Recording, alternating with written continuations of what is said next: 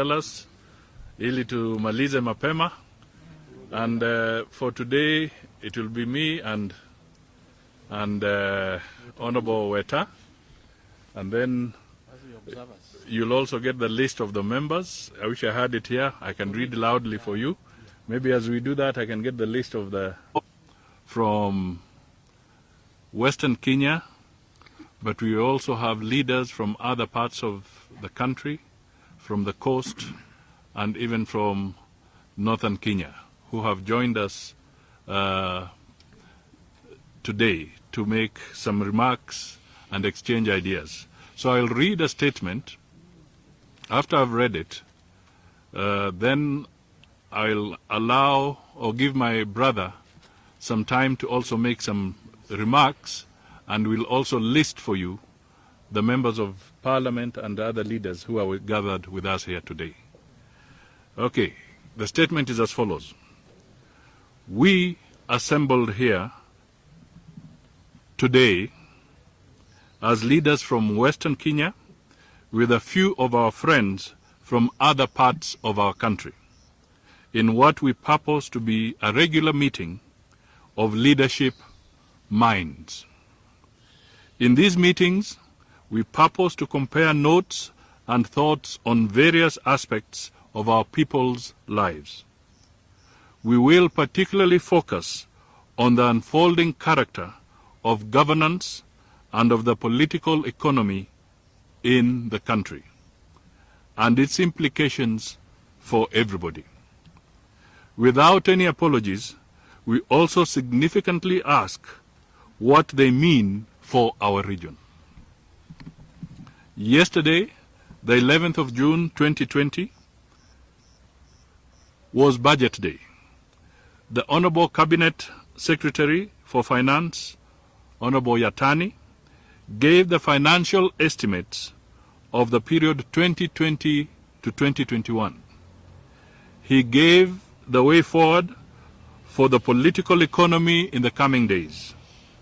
We will subject the budget speech to further and deeper scrutiny. We will make our deeper pronouncements on it in the coming days. For now, we want to raise the red flag on the marginalization in the budget for the Western Kenya economy, and indeed the entire Lake Basin regional economy. We note with profound concern that the sugar industry that has been the mainstay of our economy in Western Kenya remains marginalized. Not a single word of hope has been given to the sugar farmer and to all those whose lives and livelihoods have been defined around the sugar industry. From Awendo to Nzoia, from Mumias to Ramisi at the coast. We are left wondering whether this is a factor of the state giving up on the industry, or is it erroneous human omission or deliberate marginalization. Whatever the case, this must be corrected immediately. We call upon Parliament to attend to this concern. And here I want to emphasize that there was a task force report jointly chaired by the Minister for Agriculture and the Governor of Kakamega. That report seems to have disappeared when the budget was being formulated. That is something that is very serious. We also note that nothing that could imbue us with hope has been said about fishing and fisheries. The government has previously foregrounded marine life as the next frontier of economic investment and growth. We, the leaders from Western Kenya, would like to fully understand what the blue economy should mean for the people of Western Kenya and the entire Lake region. Marginalization of entire populations in the country continues to be a matter of profound concern to us. This is not just about our Western Kenya region, but other regions too, including marginalization of the urban poor throughout the country.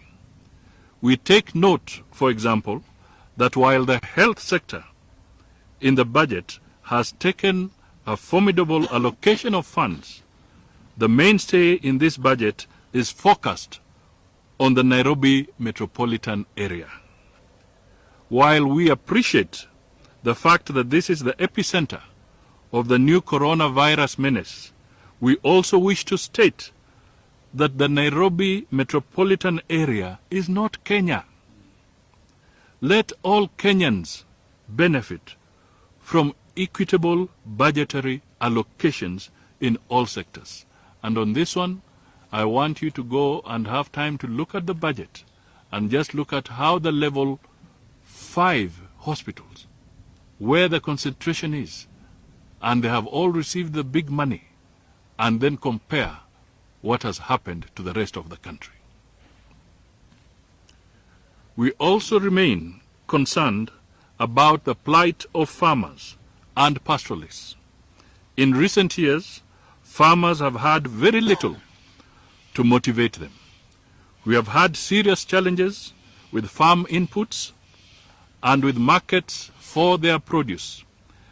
It is a big irony that the country sometimes goes through waves of staple food shortages, while farmers are lumbered with staples that they cannot sell due to terribly low production prices set by the state. This matter requires urgent addressing. And here everybody knows about the people who produce maize, wheat, and other products like sorghum. We are always grappling in this area. Meanwhile, before I even go further, meanwhile in that area, we have also seen some stimulus injection around cotton, the cotton industry. And we have seen it is concentrated on Rivertex. Rivertex is a parastatal. But we ask, what about the cotton growing farmers in Malakisi area, in Busia, in other parts of the country where cotton is grown, in Tana River and so forth? What has happened? How much has really been put on the table to ensure that farmers in this cotton area, cotton industry, can also benefit? We cannot say that the stimulus package is about parastatals. It must be about the people.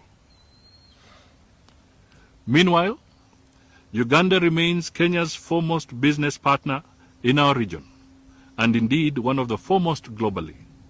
Again, it's a matter of great irony that the communities living adjacent to the Kenya-Uganda border are among those who benefit least from the cross-border trade between the two countries. This is true all the way from Nyanza Lake Basin region all the way to the greater Mount Elgon region, paka huko Kapenguria. This anomaly is a factor of the underdeveloped economy in the Lake Basin, the North Rift, and the Mount Elgon regions. A deliberate blueprint to revamp the regional economy all the way from Central Rift Valley, the North and South Rift, the Lake Basin, and Western Kenya is of paramount urgency. In the coming days, we are going to push hard for this, both at the level of the national government and devolved government. We are also concerned about the state of overcrowding of trucks at the Kenya-Uganda border. If the cause is fear of the new coronavirus disease, then our people who live adjacent to the border have every reason to be very afraid. The possibility of a terrible outbreak of the COVID-19 disease in Western Kenya is very real. We call upon the Kenya government to move swiftly to decongest the affected border points. This must be a matter of priority. We will closely monitor the developments and will not hesitate to address them again should the situation persist. Finally, while we remain concerned about the rehabilitation of the meter gauge railway from Nairobi to the Uganda border, it has remained, we are very worried because this has remained a sing-song. We are being promised. It's becoming a sing-song. If this railway were functional, it would ease some of the pressure on road transport of heavy goods. It would also decongest the roads and make them less accident-prone. We call for expedited action here. Indeed, the region must also benefit from the extended standard gauge railway. National resources must serve the entire nation. And here we are saying there was so much enthusiasm to build the standard gauge all the way from Mombasa to Naivasha. The speed at which it was done is commendable. We would like to see such enthusiasm in making sure that the rehabilitation of the railway line to the Malava border would be just as strong as it has been for the standard gauge railway. End of our communique. Thank you. I will now request. Moses will do it after his meeting. I'll now request Honorable Senator Moses Wetang'ula to also make some remarks and also inform you who is in attendance. I think we can exchange. No. Okay. I can just shift this. Right. Thank you, my brother. Being very careful. Yes.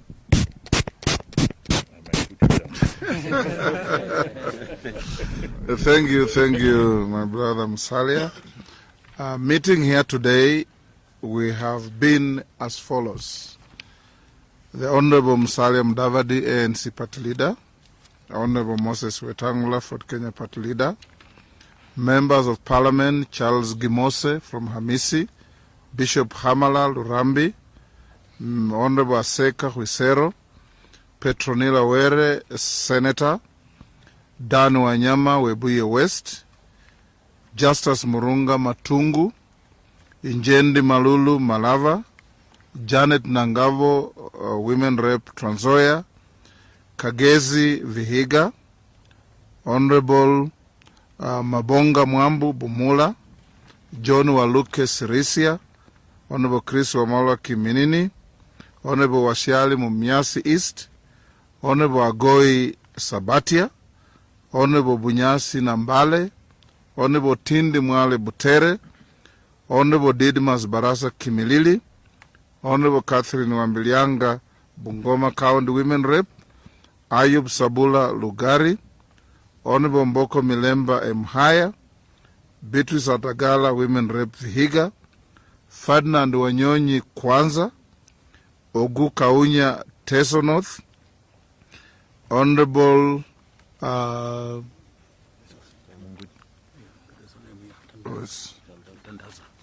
Honorable Tandaza from Matuga, and we have apologies from Honorable Kibunguchi Likuyani, Honorable Alfred Sambu, Webuye East, and Honorable Mukwe Webuye Kabchai.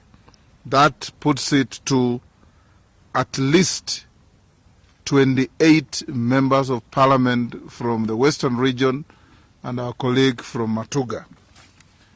I will associate myself fully with the statement that is a product of our meeting today, and only add that this meeting here today is again a restatement of the unity of purpose of the people of the Western region. The people of Western region have been consulting deeply and widely on the future of the region as a critical component of the body politic of the Republic of Kenya. We'll continue meeting, we'll continue brainstorming on issues politics, on issues economy, and on everything that affects our people. I just want to emphasize 2 points. In any country, a country that is your #1 trading partner is normally given what is called the most favored status. Uganda holds that position vis-a-vis Kenya. It's our #1 trading partner in the world. When you go to Malaba today, the trucks are stretching from Malaba for 65 kilometers to way past Webuye. In fact, they are now stretching through 3 counties, Busia, Bungoma, Kakamega. That is not a most favored status of a trading partner, and this must be done urgently. Secondly, the budget that has just been read has been dubbed President Uhuru's legacy budget. And these leaders are asking themselves, what legacy is President Uhuru leaving in our region? Cotton is dead, the sugar industry is dead, the maize industry is in limbo, coffee is in limbo, everything else is not working. Recently, we raised in the Senate with my colleague Petronila Were, who is here, and others. Money has come from the World Bank in billions for rehabilitation of the coffee industry. That money has all been placed in the Mount Kenya region to the exclusion of the western frontier that grows coffee. Cotton money, as you have been told, has been put in a parastatal instead of going to the farmer. Lastly, in the budget, we've seen some generous allocations of funds to what are called stimulus packages for the revival of the economy, for youths, for the industry of tourism, and others. This team here expects that this money will reach the intended targets. We don't want again to see a situation of kazi kwa vijana, pesa kwa wazee, like we did last time. Public probity in the management of public resources and equitable distribution of resources must be the cornerstone of every budget in this country.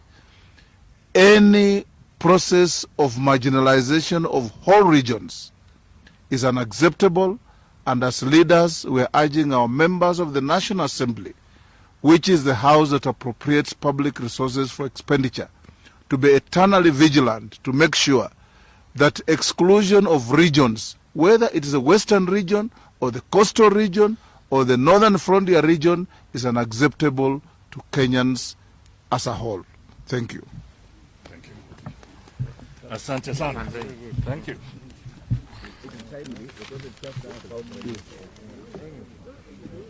Ruto meets Western leaders from ANC, Ford Kenya and Jubilee. DP Ruto held a meeting with Western leaders. In his social media he had posted, "The revival of our economy after the COVID-19 pandemic will require concerted efforts from all leaders. Accordingly, it is imperative that we direct our energy to this endeavor to curtail the adverse effects of the crisis."